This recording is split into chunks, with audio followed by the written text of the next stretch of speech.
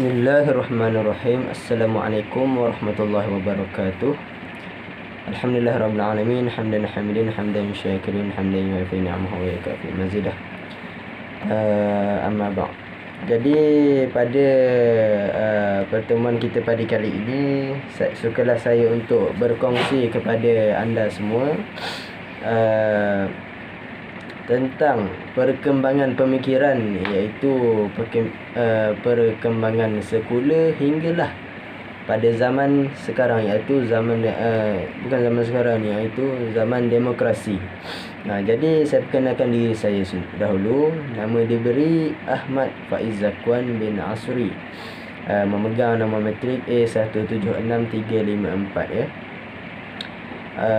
Jadi kos yang diambil di Universiti Kebangsaan Malaysia adalah kos dakwah dan kepimpinan ya, tahun 1. Alhamdulillah.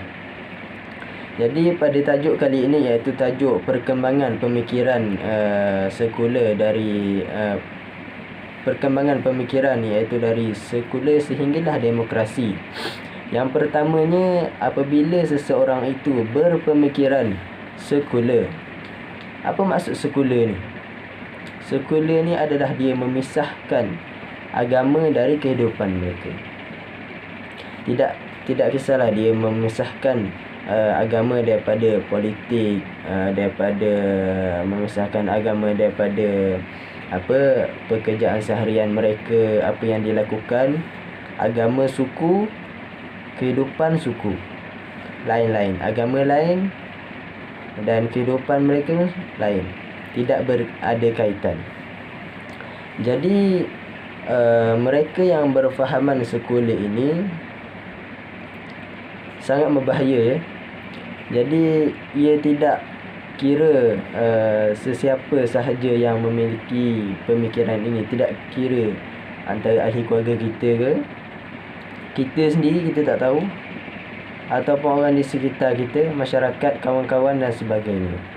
Jadi apabila mereka berpemikiran sekular, ia akan bawa kepada peringkat yang kedua, iaitu pemikiran liberalisme. Liberalisme ini adalah dia memisahkan bukan memisahkan kata sekular. Liberal ni ialah ia atau maksud kata pendek ia adalah bebas, ingin bebas, iaitu dari kedua kehidupan ini tidak terikat langsung dengan agama. Jadi walaupun agama kata sesuatu itu adalah benar, tapi bagi dia itu adalah bersifat kata relatif bagi mereka. Walaupun Islam kata benar, tapi dia kata mungkin betul ataupun mungkin salah, walaupun sudah ada bukti, iaitu Al-Quran menyatakan, tapi dia masih menyatakan adakah ia benar ataupun iaitu salah berita tu ya. Tapi sesuatu yang dapat kepada mereka akan mungkin kata sesuatu ini mungkin perlu siasat dahulu, iaitu mereka orang kata bukan confuse, dia menyatakan mungkin benar mungkin salah, jadi kena siasat dahulu. Jadi setelah seseorang itu berpemikiran liberalisme, daripada sekular liberalisme, ia akan pergi kepada tahap yang seterusnya, iaitu rasionalisme. Ia membawa kepada pemikiran yang rasional, iaitu bermaksud segala kebenaran, apa yang datang, kebenaran Islam yang datang, agama ini perlu dinyatakan dalam bentuk pembuktian. Selagi tak ada bukti, dia tidak akan percaya ya. Sebagai contohnya, apabila dibawa kepada mereka akan satu hukum, mereka cakap, adakah hadis tentang pengharaman ni? Ada ke halal benda ni, sehinggalah dinyatakan betul-betul hadis ataupun ayat Quran yang menyatakan sesuatu itu haram. Ya. Kalau tak ada bukti, mereka kata memang tak, mereka tolak. Jadi seterusnya, pemikiran yang seterusnya daripada rasionalisme membawa kepada pemikiran iaitu humanism, iaitu kemanusiaan. Mereka memandang pemikiran humanism ni memandang manusia je yang tinggi. Kalau selain manusia yang menyatakan kebenaran itu, mereka tidak percaya. Jadi bila apa yang dia sesuatu yang datang dari seseorang itu berkenan dengan logik akal yang mereka fikirkan, iaitu mereka akan terima dan tolak. Contoh, ada pandangan wahyu dan pandangan daripada manusia. Mereka akan ambil pandangan daripada manusia dan menolak pandangan wahyu. Itu orang yang berpemikiran humanism. Jadi setelah berpemikiran humanism ni, dia akan pergi ke step yang seterusnya, iaitu berpemikiran menegakkan hak asasi manusia, iaitu human right dalam bahasa Inggerisnya, dalam bahasa Mak Saleh. Jadi berpemikiran human right ni, saya banyak juga jumpa orang yang berpemikiran yang menegakkan hak asasi. Sebagai contohnya beliau yang bernama Faizal Tehrani. Banyaklah daripada video yang dia buat, karya yang dia buat, iaitu menekankan dan mempertahankan hak asasi manusia itu sendiri. Ya.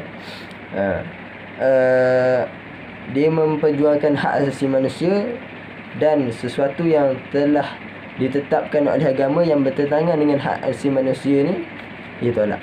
Jadi sebagai contoh, apabila datang sesuatu yang tentang agama yang tidak berkait dengan ataupun bertentangan dengan hak asasi manusia itu sendiri, jadi mereka yang berpemikiran ini akan menolak pandangan wahyu dan mempertahankan hak asasi manusia itu sendiri. Jadi setelah berpemikiran human right, iaitu mereka akan bergerak kepada pemikiran pluralism. Apa itu pluralism ni? Kata mudahnya adalah tidak ada sesuatu yang salah, semua agama benar. Tidak ada yang mengatakan agama ni ada yang antara agama ni, tak kira Kristian, Buddha, Hindu, Islam, termasuknya, semua agama ini tidak salah, semuanya betul, semua ada benar. Dia melihat kepada kebenaran dalam setiap agama. Jadi setelah berpemikiran pluralism, ia akan bawa kepada tahap pemikiran yang terakhir, iaitu demokrasi. Apa itu demokrasi? Demokrasi tidak asing lagi dalam Malaysia, di kita pernah mendengarnya, iaitu mereka, selagi mereka tidak mendapat keputusan mengikut suara majoriti, mereka tidak akan terima. Contoh, sebagai contohnya, ada sesuatu walaupun Islam membawa ajaran sesuatu, tetapi dengan mengikut suara majoriti, mereka akan lebih cenderung kepada suara majoriti daripada hukum agama yang telah ditetapkan. Apabila bertentangan dengan suara majoriti, maka mereka akan memilih suara majoriti itu, bukannya hukum yang telah ditetapkan. Jadi begitulah sedikit perkongsian daripada saya. Jadi seseorang yang mengatakan, contoh, anda berjumpa dengan seseorang dan dia menyatakan dia ni hanyalah pemikiran rasionalism tapi bukan sekular. Tidak, dia adalah, bila dia berpemikiran salah satu daripada ini, ia merangkumi semua, daripada sekular sehinggalah pemikiran demokrasi. Jadi wallahu alam, itulah sedikit perkongsian daripada saya. Assalamualaikum warahmatullahi wabarakatuh. Terima kasih kerana mendengar. Wallahu alam.